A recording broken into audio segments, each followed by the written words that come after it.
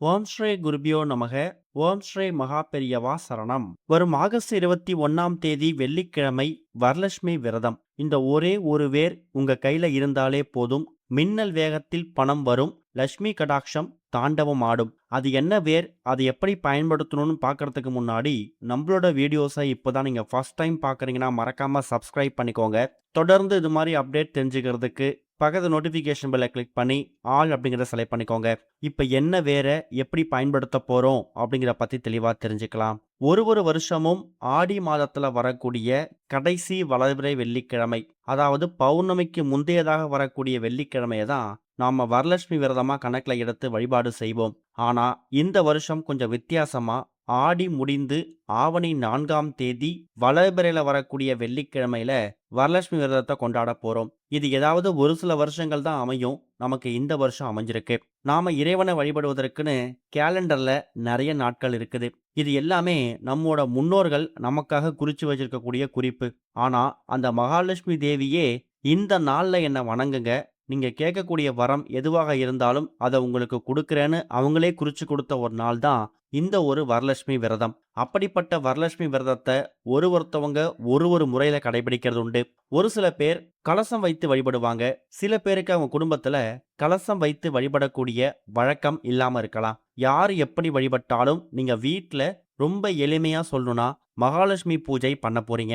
கலசம் வைத்தாலும் வைக்காட்டியும் மகாலட்சுமி தாயார் வழிபாடு செய்யறது வரலட்சுமி விரதம் எடுப்பதற்கான பலனை உங்களுக்கு அப்படியே கொடுத்துடும். பொதுவா இந்த வரலட்சுமி விரதம், வரலட்சுமி நோம்ப கலசம் வைத்து வழிபடக்கூடியவங்க 3 பகுதிகளா பிரிப்பாங்க. கலசத்தை அம்மனை வீட்டுக்குள்ள வரவழைக்கிறது ஒரு பகுதி, அதுக்கப்புறம் அந்த கலசத்தை வைத்து வழிபடுவது ஒரு பகுதி, இறுதியாக புனர் பூஜை செய்வது, அதாவது அந்த கலசத்தை கலைக்கிறது. வெள்ளிக்கிழமையில வரலட்சுமி விரதம் வருவதால நிறைய பேர் வியாழக்கிழமையே அம்மனை வீட்டுக்கு அழைத்து வெள்ளிக்கிழமை வரலட்சுமி பூஜை செய்து சனிக்கிழமை அரிசி பானை மீது அந்த கலசத்தை வைத்து புனர் பூஜை செய்வாங்க. ஆனா இந்த வருஷம் வெள்ளிக்கிழமை வரக்கூடிய வரலட்சுமி விரதம் இருக்கு இல்லையா, அதுக்கு முந்தைய நாள் வரக்கூடிய வியாழக்கிழமை அஷ்டமி. நிறைய பேர் அஷ்டமி அன்னைக்கு அம்மனை வீட்டுக்குள்ள அழைக்க வேணாம் அப்படிங்கிறதுக்காக வெள்ளிக்கிழமை பூஜைகளை செய்து சனிக்கிழமை வரைக்கும் வச்சுட்டு ஞாயிற்றுக்கிழமை புனர் பூஜை செய்வாங்க.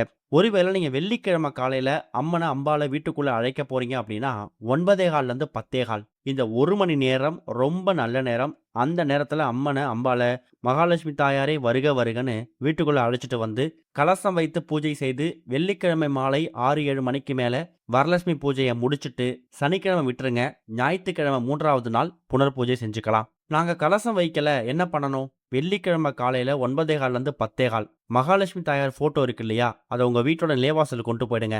அதுக்கப்புறமா மகாலட்சுமி தாயே வருக வருகன்னு சொல்லிக்கிட்டே அந்த மகாலட்சுமி தாயார் போட்டோவை வீட்டுக்குள்ள எடுத்துட்டு வந்து பூஜை அறையில ஒரு மணப்பலகை மீது எப்படி கலசம் வைப்பாங்களோ அதே மாதிரி மகாலட்சுமி தாயார் போட்டோவை வைத்து அந்த போட்டோவுக்கு முன்னாடி ஒரு வாழை இலை விரித்து கலசத்துக்குள்ள போடக்கூடிய பொருட்கள் எல்லாத்தையும் அந்த இலை மீது பரப்பி வைத்து தாராளமாக நீங்க வரலட்சுமி விரதம் நோன்பு செய்யலாம். இது கலசம் வைத்து வழிபடாதவங்களுக்கு எளிமையான வழிபாட்டு முறை. ரொம்ப எளிமையா இனிப்புல நைவேத்தியங்கள் செய்து முடிந்தா அக்கம் பக்கத்தில் வீட்டுக்கு கூப்பிட்டு சுமங்கலி பெண்களுக்கு தாலிச்சரடு, மஞ்சள் குங்குமம், ரவிக்கை துணி மாதிரியான தாம்பூலம் கொடுத்து வரக்கூடியவங்க உங்களை விட வயதுல பெரியவங்களா இருந்தாங்கன்னா அவங்க காலில் விழுந்து ஆசீர்வாதம் வாங்கி தாராளமா வரலட்சுமி விரதத்துக்கான நோன்புக்கான விரதத்தை முடிச்சுக்கலாம். இது போக நம்ம முன்னாடியே சொன்னோம், மகாலட்சுமி தாயார் என்ன நீங்க இந்த நாள்ல வணங்குங்கன்னு அவங்களே குறிச்சு கொடுத்த நாள் அப்படிங்கிறதால இந்த நாள்ல பண்ணக்கூடிய, அதுவும் நம்முடைய பொருளாதார முன்னேற்றம், செல்வ செழிப்புக்காக பண்ணக்கூடிய எந்த ஒரு விரதமா இருந்தாலும் எந்த ஒரு பரிகாரமா இருந்தாலும் நிச்சயம் அதுக்கான பலன் உண்டு.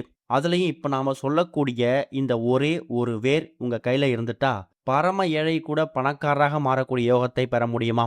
முதல்ல அந்த வேர் என்ன வேர் அப்படின்னு நீங்க தெரிஞ்சுக்கணும். ரொம்ப சர்வ சாதாரணமாக நம்ம வீடு பக்கத்துல இருக்கக்கூடிய, நம்ம கண்ட தினமும் படக்கூடிய வேர் தான் குப்பை மேனி வேர். பெயர் தான் குப்பை மேனி. குப்பையில் இருக்கக்கூடிய நம்ம வாழ்க்கைய கோபுரத்தோட உச்சிக்கே கொண்டு போய் நிப்பாட்டக்கூடிய சக்தி இந்த குப்பை மேனி வேருக்கு இருக்கு. அது மட்டும் கிடையாது, குப்பை மேனி வேரோட முக்கியமான ஆன்மீக பலன்கள் என்ன அப்படின்னு பார்க்கும்போது வசிய சக்தி, அப்புறம் ஈர்ப்பு. இத வீட்டுல வைக்கும்போது ஜனவசியம் அப்புறம் பணவசியம் ஏற்படும், நேர்மறை ஈர்ப்பு உண்டாகும் அப்படிங்கிறது ஒரு பெரிய நம்பிக்கை. அடுத்ததா கண் திருஷ்டி, எதிர்மறை ஆற்றல் நீங்குமா. தேவையில்லாத போட்டி, பொறாமை, எதிர்மறை ஆற்றல்கள் வீட்டுக்குள்ள இருந்தா அதெல்லாம் விரட்டி அடிக்கப்படும். அடுத்ததா தனவசியம் அப்படின்னு அழைக்கப்படக்கூடிய செல்வ சேர்க்கை. குப்பை மேனி வேற நம்ம வீட்ல வைக்கும்போது, அதுவும் பணப்பெட்டில வைக்கும்போது விரய செலவுகள் குறைந்து லட்சுமி கடாட்சம் நிலைச்சிருக்கும். அடுத்ததா காத்து கருப்பு மாதிரியான தீய தாக்கங்கள் கிட்ட நெருங்காம இருப்பதற்காகவும், தேவையில்லாத மன பயம் நீங்குவதற்காகவும் இந்த வேரை தாயத்தா கூட பயன்படுத்துவாங்க. இப்ப குப்பை மேனி வேருக்கு என்ன மாதிரியான பலன்கள் இருக்கு அப்படிங்கிறத நம்ம தெரிஞ்சுக்கிட்டோம்.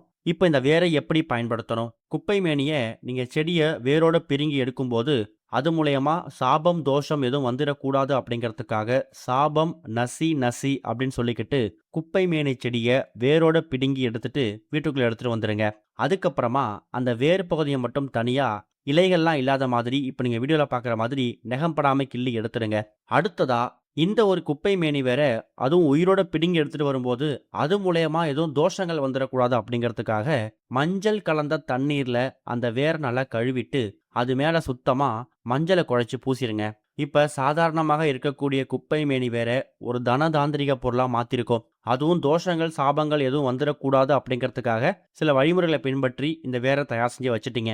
இதுக்கப்புறம் என்ன செய்யணும்? உங்க வீட்டோட பூஜை அறையில தான் முக்கியமான வேலையே இருக்கு. வரலட்சுமி பூஜைக்கான எல்லா விரதத்தையும் நோன்பையும் முடிச்சிடுங்க. உங்க ஓய்வு நேரத்துல ஒரு 5 நிமிஷம் செலவு பண்ணி இப்ப நாம சொல்லக்கூடிய பரிகாரத்தை பண்ணா போதும். ஒரு சிறிய தட்டு இல்ல துணி எடுத்து வச்சுக்கோங்க. அதுல இந்த குப்பை மேனி வேற எடுத்து வச்சு அது கூட ஒரே ஒரு ரூபாய் நோட்டு, அது எவ்வளோ ரூபாய் இருந்தாலும் பரவாயில்ல. ஆனா அதை நீங்க செலவு பண்ணக்கூடாது.